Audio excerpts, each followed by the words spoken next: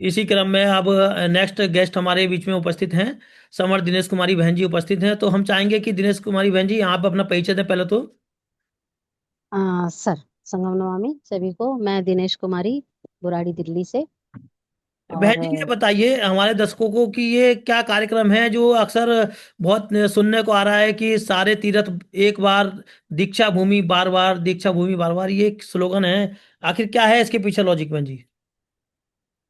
Sir, दीक्षा भूमि तो हमारा समणों का एक पवित्र स्थान है, स्थल है। तो इसीलिए बार बार जिद हम अपने समनों की जो पवित्र जो स्थान है उसको हम बार बार छुएंगे, बार बार जाएंगे, उनको नमन करेंगे। तो समनों का फायदा, इसमें समनों की सुख समृद्धि उसी में समाई हुई है। यही इसीलिए ये स्लोगन रखा गया है कि बाकी तीर्थ एक बार और दीक्षा भूमि हमारी बार बार। जी जी सर। बहन जी, सुनने में आ रहा है कि इसमें प्रत्येक वर्ष लगभग 20 से 22 लाख श्रमण वहाँ इकट्ठा होते हैं। तो आखिर उनका उद्देश्य क्या होता है, समय क्यों इकट्ठा होते हैं और क्या करना चाहते हैं बेसिकली वे? सर, ये जो दीक्षा भूमि पे जाने का है, बाबा साहब ने जब से दीक्षा ली वहां पर 14 अक्टूबर 1956 से। जी। तो बाबा साहब ने बौद्ध धर्म की दीक्षा दी थी। तो बौद्ध धर्म ही, क्योंकि यहाँ की पुरानी परंपरा है, पुराना हमारा ही समणों का ही यहाँ पर जो कार्यक्रम था, तो उसको दोबारा से स्टेब्लिश करने के लिए बाबा साहब ने इतनी पढ़ाई करके ये सब खोज पाए। और दीक्षा भूमि सुना क्योंकि वो केंद्र है, पूरे भारत का केंद्र है, इसलिए दीक्षा भूमि नागपुर में चुना।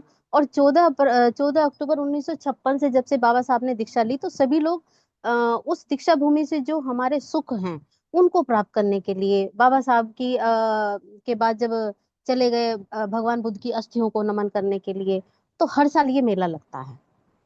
जी बहन जी, बाबा साहब जहाँ तक मैं समझता हूँ, बाबा साहब ने चूंकि नागपुर जो है शायद भारत का सेंटर पॉइंट है, और बाबा साहब ने शायद ये इसलिए रखा होगा कि पूरे भारत के श्रमण इकट्ठा हों। और चूंकि जो है संविधान का भी नियम है कि जब जिसका संघ सबसे बड़ा होगा, इकट्ठा होगा, वही ताकत में होगा। मुझे लगता है उसी को पॉइंट ऑफ व्यू से बाबा साहब ने रखा होगा। तो क्या आज तक श्रमण हमारे जो इतने बड़े लेवल पे इकट्ठा होते हैं, लेकिन क्या इकट्ठा दिखते नहीं? आखिर क्यों नहीं दिखते इकट्ठा? लॉजिक क्या है बहन जी, इसका क्या कारण है? सर, इसका लॉजिक है कि सब लोग अपने अपने मतों में बट गए। नहीं पता, क्योंकि भारत के लोग बहुत सीधे साधे, जैसे जो लोग बाहर से आए उन्होंने जैसे अपने इन लोगों को, भोले भाले लोगों को बरगलाना शुरू किया, वो उसी में बंटते चले गए। लेकिन अब जब हमारा समण संघ ने मेहनत करके दोबारा से ये किया है, तो सब लोगों को एकजुट होकर आना ही पड़ेगा, और आ रहे हैं। और क्योंकि समण संघ हमारा ना चंदा लेता है, जो बीमारियां थी जिस वजह से हम बटे हुए, जिस वजह से हम इकट्ठा नहीं हो पा रहे हैं, उन बीमारियों को हटा के समण संघ ने एक ऐसा प्लेटफॉर्म तैयार किया है जिससे सभी एक प्लेटफॉर्म पर आके, और निश्चित ही हम अपनी जीत पर, अपने पुरानी परंपरा पर हम जल्दी ही दौड़ेंगे, और दौड़ चुके हैं। दौड़ चुके हैं, आप देखिए वहां पर। आप 2 अक्टूबर को, इस साल जैसे 2 अक्टूबर 2025 में वहां पर नागपुर के लिए, आप देखिएगा वहां पर कितना बड़ा मतलब एक सैलाब, सैलाब जिसको बोलते हैं, वो वहां पर रहेगा। और सब जल्दी ही इकट्ठा होंगे सर।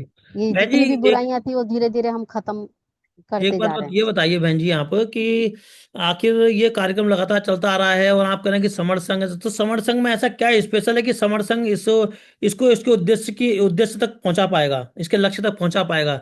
जो बाबा साहब का लक्ष्य था जिसको इसको स्थापित करने का, वो लक्ष्य अभी तक अचीव नहीं कर पाया। तो आखिर क्या क्या ऐसे करेगा समर संघ इसको, इस उद्देश्य को पूरा, लक्ष्य को सर, achieve जितनी, थोड़ा सा मैं इस पे ये प्रकाश डालूंगी कि जितनी बुराइयां थी, हम मतलब समणों के अंदर बमनों ने जिस तरह से, मतलब दूसरी पार्टी ने जिस तरह से इनको, भोले भाले सीधे साधे लोगों को ये किया, तो समण संघ क्या है कि समण संघ उन बुराइयों को दूर करके, जैसे कि बुराइयां जात पात को लेके, जाति पाति का इतना जहर है हमारे यहाँ पर, जाति पाति को का नियम बनाया।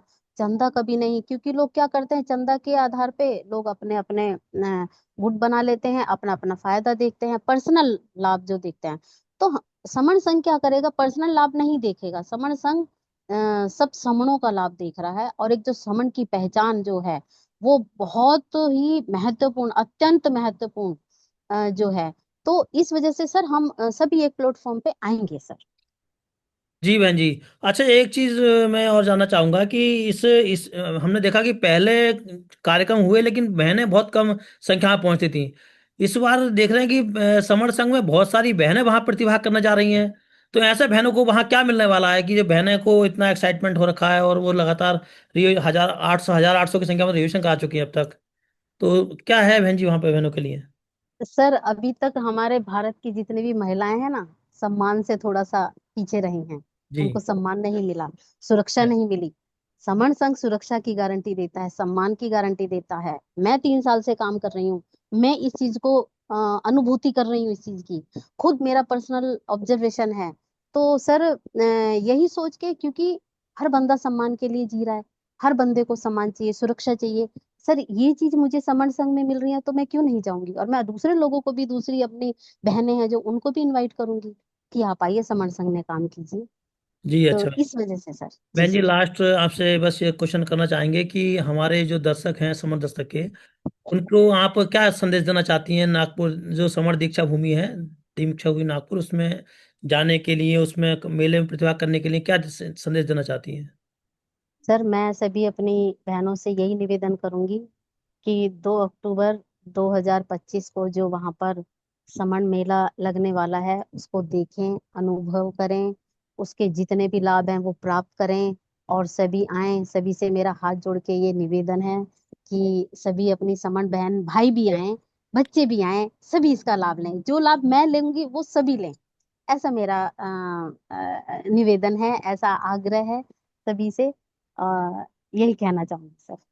ठीक है बहन जी, बहुत बहुत साधुवाद दिनेश कुमारी बहन जी आपका। आपने हमें समय दिया, हमारे दर्शकों को काफ़ी जानकारी दी। आपका धन्यवाद। बने रहिएगा समर दर्शक के साथ। नमो बुद्धाय जय संगम भीम। संगो नमामि। नमः।